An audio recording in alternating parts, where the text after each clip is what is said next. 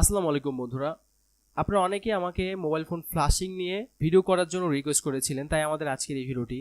আমরা দেখেছি অনেকে আপনারা মোবাইল ফোন ফ্লাশ করতে গিয়ে অনেক ধরনের ঝামেলায় পড়ে থাকেন। দেখা গেল 10টা ফোন দিলে আপনারা 7টা ফোন খুব ভালোভাবে ফ্লাশ করেন, বাট 3টা ফোন ক্ষেত্রে প্রবলেম হয় বা ফোনগুলো অনেক ঝামেলা হয় ফ্লাশ করতে।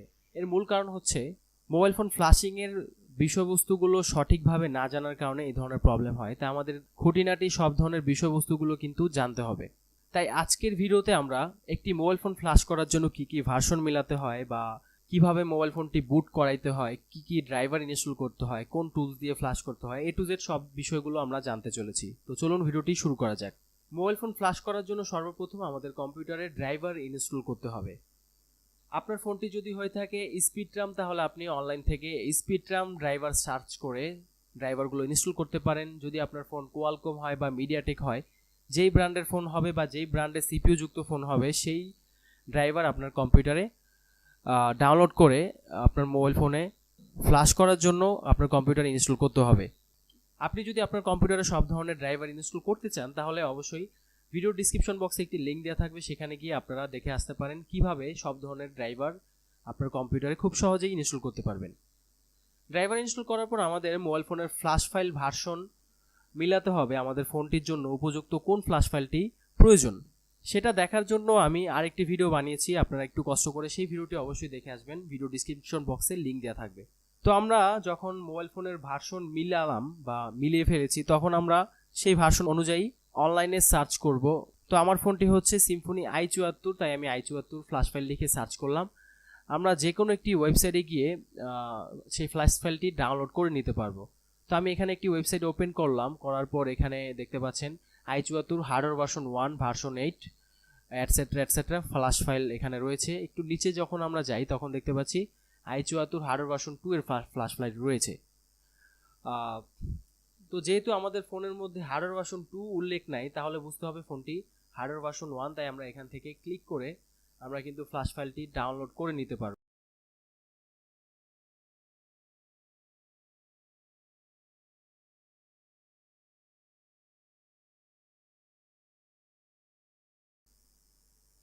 তো বন্ধুরা, এখানে গুগল ড্রাইভের লিঙ্ক চলে আসছে, এখান থেকে আমরা ফ্ল্যাশ ফাইলটি ডাউনলোড করে নিব। সো আমি অলরেডি ফ্ল্যাশ ফাইলটি ডাউনলোড করে নিয়েছি। তো ফ্ল্যাশ ফাইল ডাউনলোড করার পর এখন আমাদের ফ্ল্যাশ ফাইলটি ভাঙাইতে হবে। সো ভাঙানোর জন্য আমাদের একটি উইনরার সফটওয়্যার নামক একটি সফটওয়্যার ইনস্টল করতে হবে আমাদের কম্পিউটারে। আপনারা সবাই হয়তো এই সফটওয়্যার সম্পর্কে জানেন। উইনরার সার্চ করে আমরা কম্পিউটারে আমাদের এই সফটওয়্যারটি ইনস্টল আমরা করে নিব, তাহলে আমরা ফ্লাশিং করতে গিয়ে অনেক ধরনের সুবিধা আমরা পাবো। তো আমি ফ্ল্যাশ ফাইলটি কিভাবে ভাঙাবো, এখানে ড্রাইভার ফার্মওয়্যারে গিয়ে আমরা এভাবে ড্র্যাগ করে দিলে আমাদের ফ্ল্যাশ ফাইলটি এক্সট্র্যাক্ট হয়ে যাবে। এখন আমাদের প্রয়োজন হচ্ছে ফ্লাশিং টুলস। আপনার ফোনটি যদি হয় এসপিডি, তাহলে এসপিডি ফ্যাক্টরি বা আপগ্রেড টুল দিয়ে আপনি ফ্লাশ করতে পারবেন।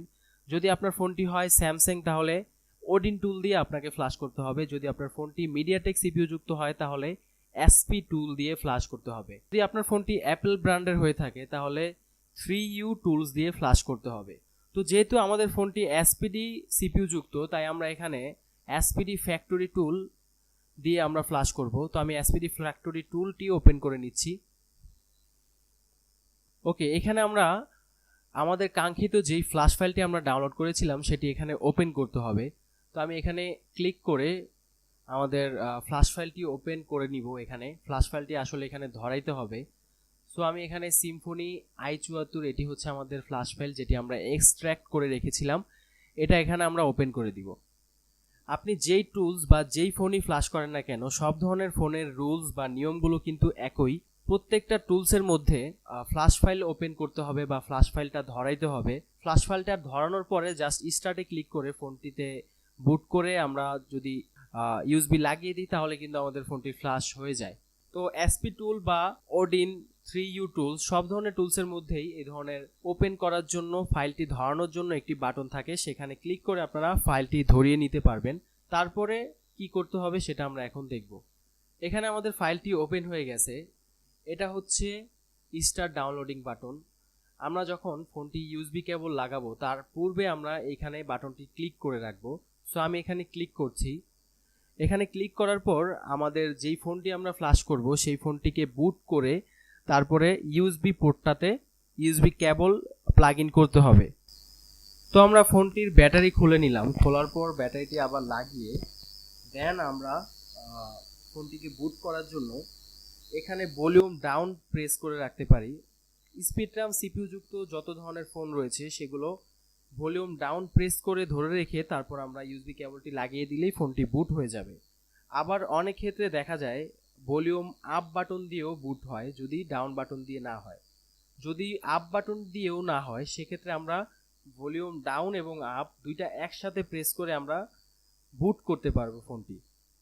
আবার মিডিয়াটেক সিপিইউ যুক্ত যত ধরনের ফোন রয়েছে সেগুলো বুট করার জন্য জাস্ট আপনারা ব্যাটারিটি খুলে তারপর আবার লাগাই দিবেন, অথবা ফোনটি পাওয়ার অফ করে জাস্ট ডাটা কেবলটি প্লাগ ইন করলেই কিন্তু আমাদের অটোমেটিক্যালি ফোনটি বুট হয়ে যায়।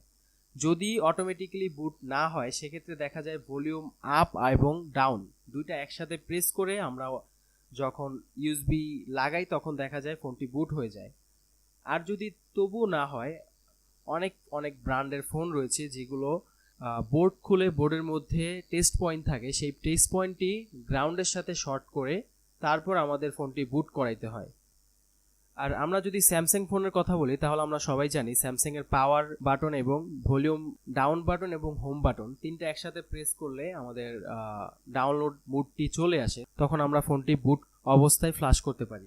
ওকে, তো আমার ফোনটি আমি এখন ডাটা কেবল প্লাগ ইন করব।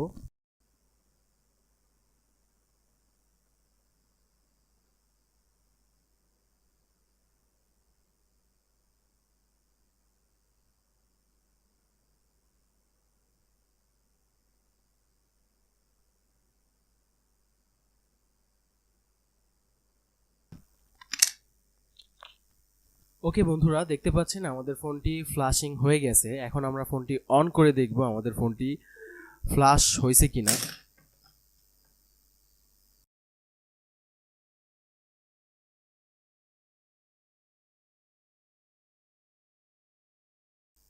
ওকে বন্ধুরা, সবাই ভালো থাকবেন। নেক্সট টাইম আপনারা কি ধরনের ভিডিও চান তা অবশ্যই আমাদের কমেন্ট বক্সে জানাবেন।